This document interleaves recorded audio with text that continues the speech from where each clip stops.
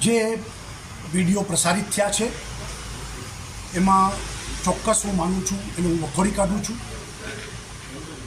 હિન્દુ સંસ્કૃતિ, આપણી પરંપરા અને નવરાત્રિનું મહત્ત્વ. નવરાત્રિ ઉત્સવ એ માતાજીની આરાધનાનો ઉત્સવ છે. ભલે પ્રાચીન ગરબીઓની આજના સમયમાં અર્વાચીનો થાય, મોટી સંખ્યામાં યુવાનો ત્યાં આગળ આવે ને બધા રાસ લે.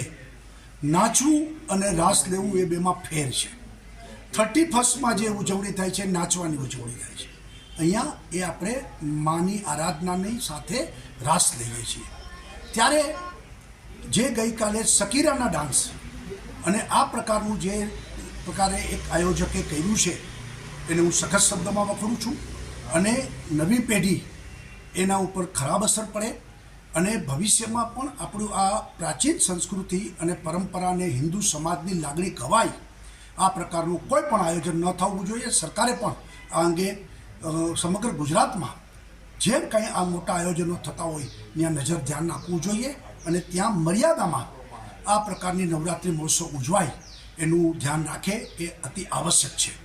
બાકી તો 31st કલ્ચર અને નવરાત્રિ કલ્ચરમાં વાસ્ટ ડિફરન્સ છે.